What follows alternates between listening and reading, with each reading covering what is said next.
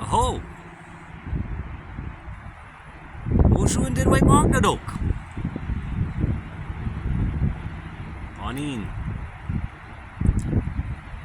Joyojik, Indishnakas. Wabajiji dodam, Nindal.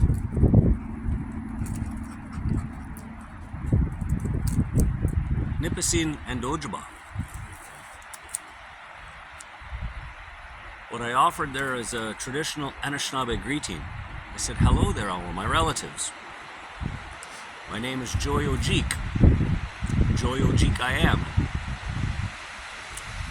I am of the Martin clan, and I am from Nipissing First Nation. I hope your day is going great. And I would like to open with a huge bunch of gratitude to the Sokako Nation for the privilege of holding space on their traditional territory. I may have pronounced it wrong, and for that, if I did, I apologize. The English name is the Snoqualmie Valley. Here I stand in a fairly recent clear cut, and it got me to thinking about my recent stay at a place called Fairy Creek Blockade, fighting this type of devastation. And there's not very many days go by since my exit of the traditional territory of the Pachidot and Dididot peoples, where I was also an invited guest. I guess a big part of my reasoning for putting this video together is I would like to speak some cold hard truths about the Fairy Creek Blockade. Now, I have put a post together, or a video together, in recent times, shortly thereafter leaving that blockade. But I felt called to put this video together again and address some very big misconceptions and some very important teachings surrounding that blockade. As mentioned, I am standing within the devastation of yet another clear cut. And this clear cut in itself is a second growth clear cut. And that's going to tie into a lot of what I'm going to speak about during this video. In my stay at the Fairy Creek Blockade, which I have now spoken very honestly about and been shunned by the majority of I'm going to call them so-called land defenders from that occupation.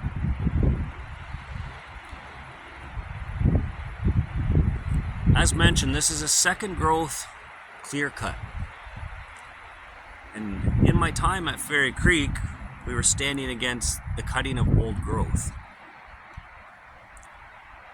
And I am very much for the stop of cutting the old growth. But my stop, or my want for stop, does not end there.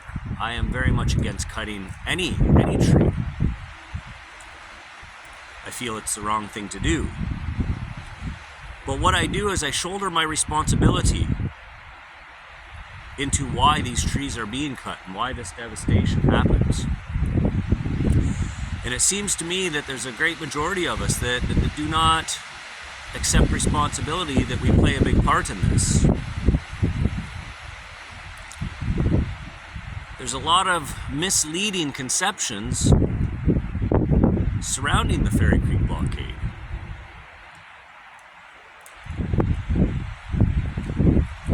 I think first I'm going to point out that we were not invited guests of the Blockade territory. Many people are under this grand manipulation that Bill Jones had the authority to invite us to that territory. And perhaps he did. He sure could have welcomed us to any part of the territory and stayed with him. Now, first and foremost, I would like to point out that Bill Jones is an absolute amazing human being. Very kind, educated, very loving, very accepting. And for that, he's an absolute wonderful human being. I care a great deal for Bill Jones, as I spent quite a bit of time with him. I became a person in which offered a lot of support to Bill while being on the front lines. I did that out of gratitude. But what I would like to point out first and foremost also is there's this grand manipulation, and people are calling him an elder. I've spoke of this on many occasions. Bill Jones is not an elder. To be an elder, you must put in a great deal of work. You must be very highly regarded within your community for many, many, many years, and you have that title handed down to you. You do not receive that title by any person that's non-Indigenous. You don't receive that title by anybody that just feels like calling an old person an elder. And what has happened at Fairy Creek Blockade is they claim this eldership for nothing more than the gain that they got through the occupation. As we all know, Rainforest Flying Squad and the powers that be that were the founding members of the Fairy Creek Blockade, they were not Indigenous. They were in fact settlers, colonizers per se. And they gave Bill Jones this title.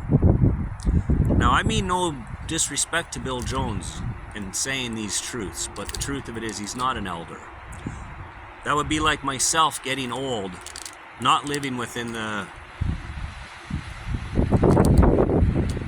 confines of ceremony and living the life in which I have and calling me an elder. For Bill Jones, like I said, a wonderful human being, but he himself is a former logger, a former addict, and an earth destroyer, no different than you and I.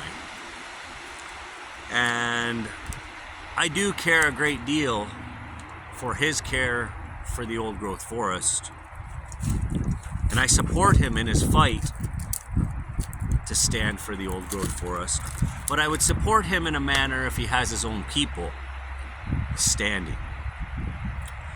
What I know about frontline actions, occupations, protests, whatever you would like to call them,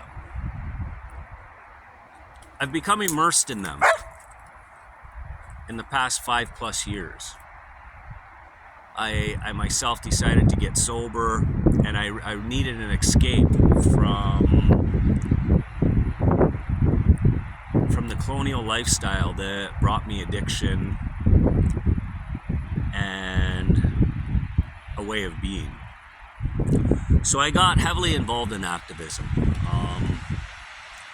I kind of got all started off in about the time of the Standing Rock occupation, where we held a support rally for them and a support occupation on the traditional territory of the Tyendinaga people, Haudenosaunee people. And I felt, what a great way for me to spend my time and be sober and still be a rebel, per se. So since that time, I've gotten very active within Frontline Action. And upon entering the Frontline Action, I noticed a great deal of hypocrisy, and I noticed a lot of trend.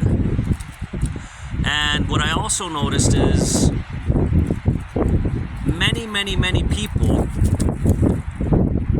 they were too caught up into the fight and not paying any attention to what they were fighting for. It became a trend, essentially. And what opened my eyes to that was I was involved and arrested on the first day of action on on Burnaby Mountain against the Trans Mountain expansion.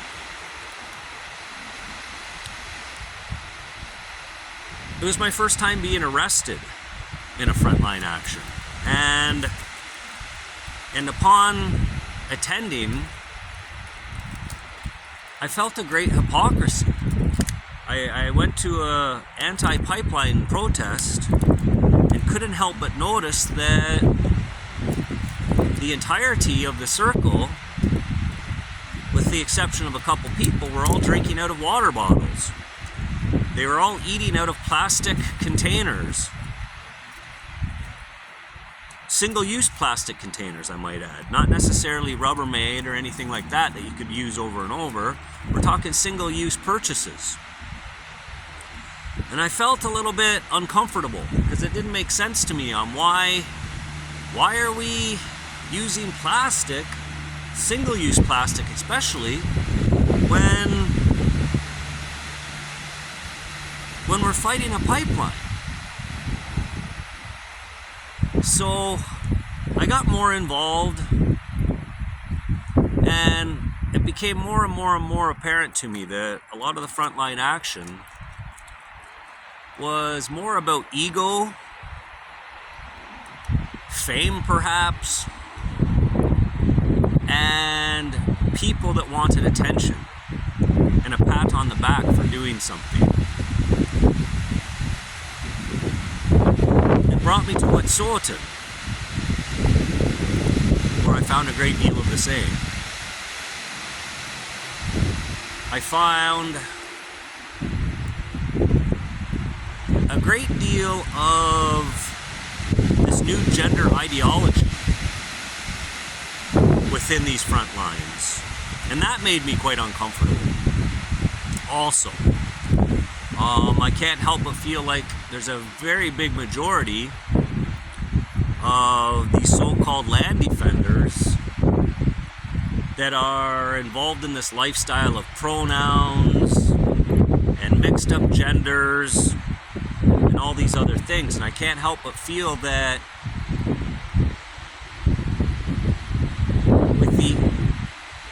without the acceptance of society being and trying to push the agenda in which they are, they found a place where they could all connect and feel comfortable and push their agenda to the point where me as an Anishinaabe person, mixed race, half Dutch, I felt very uncomfortable, and I was pressured into using their language and using these pronouns and all these other things, and it caused me some discomfort in the sense that that is not what I was there for. I was not there to learn a new language. I was not there to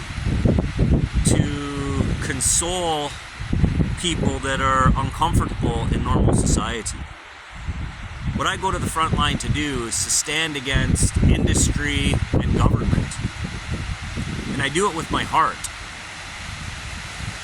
And in saying that, to me, a 2-year-old tree is no different than an old growth tree. And to the Anishinaabe people, all living things are equal. Whether it be human, chipmunk, mouse, dog, tree, lily pad, we're all equal. So when I ended up on the Fairy Creek blockade, I noticed that I nonstop kept hearing, oh, we're not against second logging, we just want to protect the ancient ones. Well, that to me it makes no sense.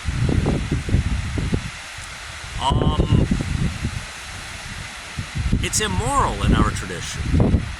No matter what you're logging, it's wrong, in my opinion. Now, I'm not going to sit here and point fingers at the loggers, at industry, and at government. And as many know, I speak out about this often.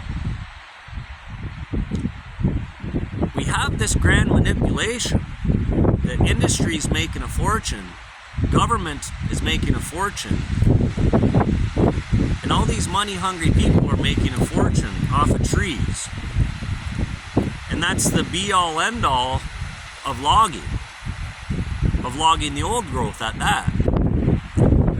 And very few, in fact so few I've not found anybody yet, I get shunned every time I speak of this, are willing to accept responsibility in any of this.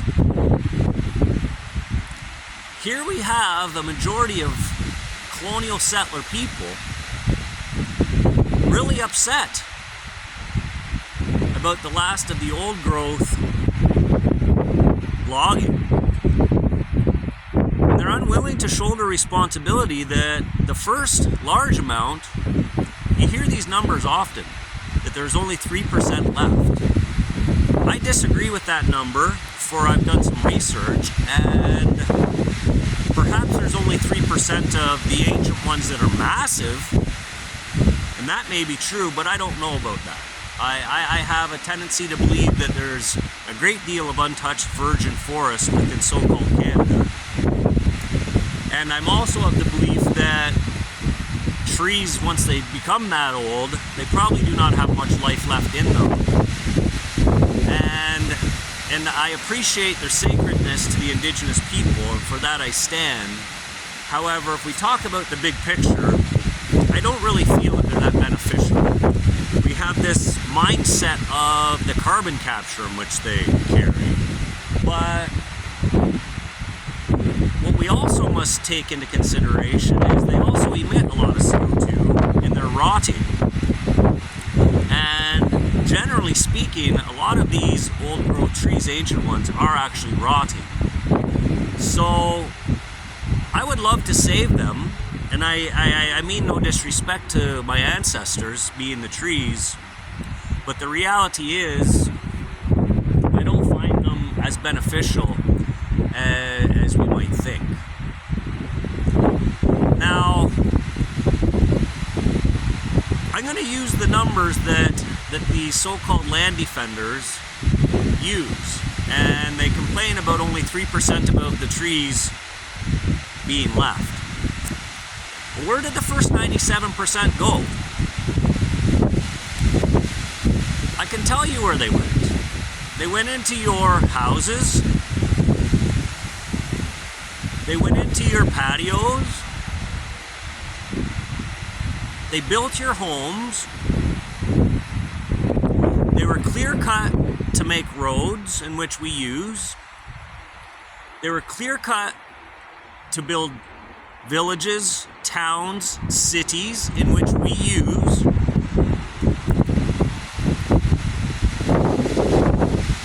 And they were clear cut to make economic process or economic progress for farming, for all of these other things, which we use. So I find it a little bit appalling that we have colonial beings living in cities living in towns, going to shopping malls, going to yoga studios, living in homes that are upset that there's only 3% left. For we are the reason there is only 3% left. Now, something else I speak of quite often, and people can't seem to see my logic in it, is right now I'm speaking to you on one of the most destructive devices man's ever made, the internet. Why is it we have no qualms using the internet, buying these pieces of plastic, and using them to complain about Earth's destruction? It's so absolutely hypocritical, it's actually quite disgusting. Now, what I was kind of getting on with this story in this time is so-called Canada. We're involved in a lifestyle where we drive cars, we live in houses that take 22,000 minimum lineal feet of lumber to house, in a lot of cases, 3 people. Each of us, for the most part, lives the most unsustainable life there is. We drive cars from Japan, from China, from Germany. Our cell phones are powered by precious metals, mined by human slave labor at that. Rubber tires. We're reliant on rubber tires. Every single thing we use on the daily basis comes from another nation and was once sacred in that nation. And one of the only things that we have here in so-called Canada to offer these other nations in exchange for the lifestyle in which we live is timber and oil. Now, I feel that if we're going to use cell phones, drive cars, use espresso machines, have cities, have towns, have shopping malls, have grocery stores, what gives us the right to complain about taking the timber and sending it overseas? We have a very, very small boat that's going overseas with all the timber in exchange for many, many large boats coming back with goods of everything we use. And I feel that until we start living without all these unnecessary things that are causing great harm, the truth of it is, this cell phone that I'm using here to speak on caused actually probably more harm to the earth than the trade of trees, even being old growth, that we took down to receive this phone. There's a great manipulation that we just take the trees down, and it's for no good reason other than a couple hungry Canadians wanting money. And nobody's understanding that it's yours and my lifestyle is the biggest reason for the trees to come down. Now, I've spoke out about this on many, many occasions, and like I've said, it's gotten me shunned within the frontline community in the Rainforest Flying Squad. We cannot claim that we are on the front lines of Fairy Creek Blockade for an environmental reason. I've said it time and time again, our carbon footprint vastly outweighs the carbon footprint of the logging itself. The amount of single-use plastic, the amount of garbage, and the amount of destruction that we took part in is astronomical. Nobody's willing to shoulder responsibility for the avgas used on the helicopters flying above us all day, every day. As much as they did not need to be there, we were the reason they were there. We do not shoulder responsibility for the amount of petroleum used. Ferry Creek, as we all know, is an hour and a half into the bush. Many people come from Vancouver, they got to take a ship that drinks about, 60,000 liters of fuel just across the ocean, where we come to Victoria Schwartz Bay, the traditional territory of the Westsanik people. Nobody takes into consideration our carbon footprint on the amount of liters of gasoline that went to Ferry Creek. We're talking millions and millions and millions of liters of fuel, which all burn and create CO2. Nobody takes into consideration that we ourselves hired helicopters to fly stuff into us. And on that note, I'll call you out, Rainforest Flying Squad. I'm curious to know, have you ever gone and picked up the load of lime and concrete that you left sitting beside a stream in the Ferry Creek watershed? Because I bet you if I was to hike in there today, I would still find those pallets of concrete leaching into our waterways. The destruction we did to the land at that occupation and the amount of garbage is, as I've mentioned, astronomical. We came out at a deficit when it comes to carbon footprint. I am of the opinion Ferry Creek was nothing more than a let's get famous publicity stunt. I can't help but feel it was a training exercise for the RCMP. I feel that the Rainforest Flying Squad were probably working hand in hand with the RCMP. For I have much leaked evidence to say such. We took out a good dump truck load or more of tires that we drug into the forest. Every single person that came to that blockade brought an overwhelming amount of stuff.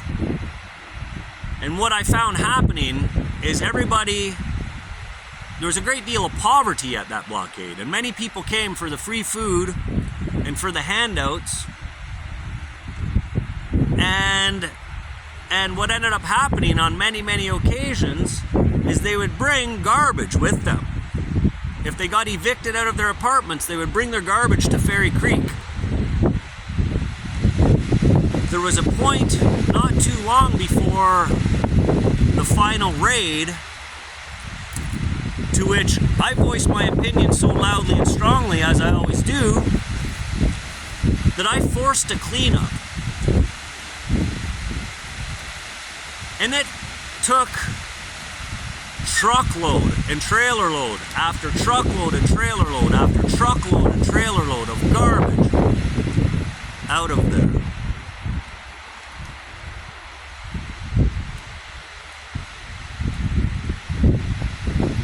I am not against standing for our mother. In fact, I do it daily.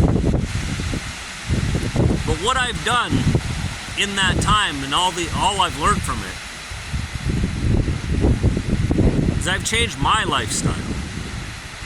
We are never gonna help our mother by going and fighting industry and going and fighting government. You're never gonna win. You're gonna come out at a deficit every single time for the simple fact we're using industry and government in order to achieve our initiative. And for the most part, we very, very rarely achieve our initiative. Until we start living as we're asking of industry and government, what is going to change?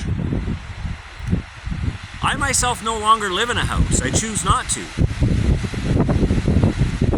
And I haven't for a long time. I do purchase single-use plastic quite often for poverty creates that, and comfort and convenience creates that. I could easily, and have done quite often, live on fresh produce and fresh meat. It's actually a very, very easy lifestyle to attain, but it is not convenient. Therefore, I feel I'm a very big hypocrite when it comes to go standing against destruction. Why? What gives me the right to go stand against harvesting trees that we're trading for our cell phones, our cars, and every other single item that we use every single day? So I'm going to call on you people, if you actually want to do our great mother a service instead of a disservice, you start living in the manner in which you're trying to force people that will not live in that manner.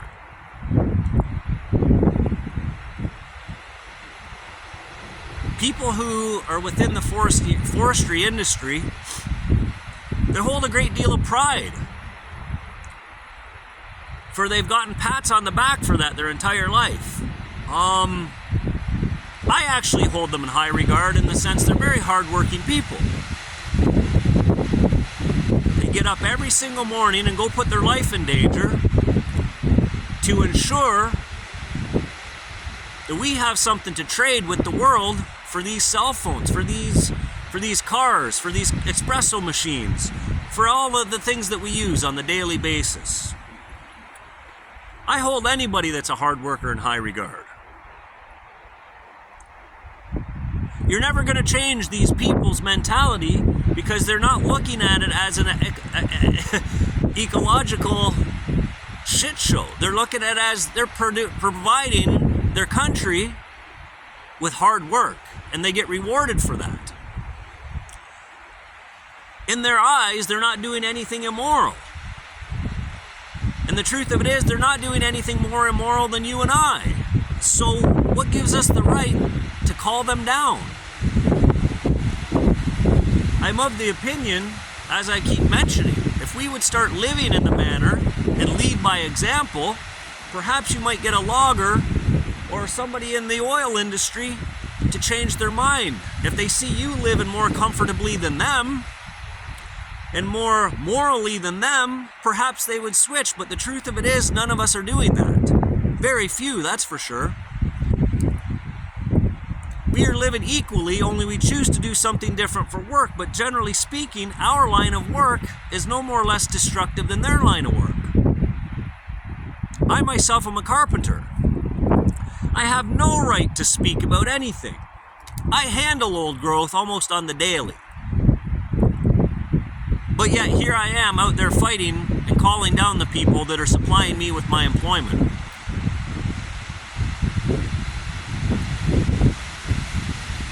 Until and I have the option, and so do you, and I encourage everybody to do this, but until I move into the forest, live off wild game, fruit, berries, vegetables, and do not use and abuse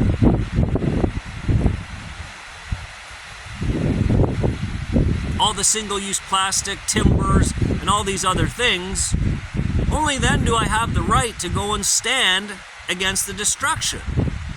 For the destruction is happening for me and you.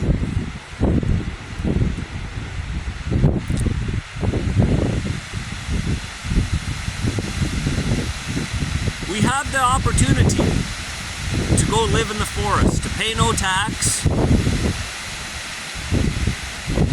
to harm nothing that's not sustainable. But we choose not to. Instead, we choose to live identically to the people in which we're fighting against. I am ashamed of my actions for these things. And I hope at some point, all of you, so-called land defenders, will hold yourself as accountable as you are everybody else. For we are the reason the old growth is falling. We are the reason the logging industry exists. And most of all, we are the reason that there is only 3% of old growth left. The first 97% went to the comforts in which we share today. Towns, villages, shopping malls, supermarkets, car factories, everything that we use today is a direct result of clear cut. You could not drive down the highway without it once being a forest. It's a clear cut. So I encourage each and every one of you people to start shouldering some responsibility and stop pointing fingers. I've been saying this a lot lately. Every time you point a finger, there's 3 of them pointing right back at you. And there's a reason for that.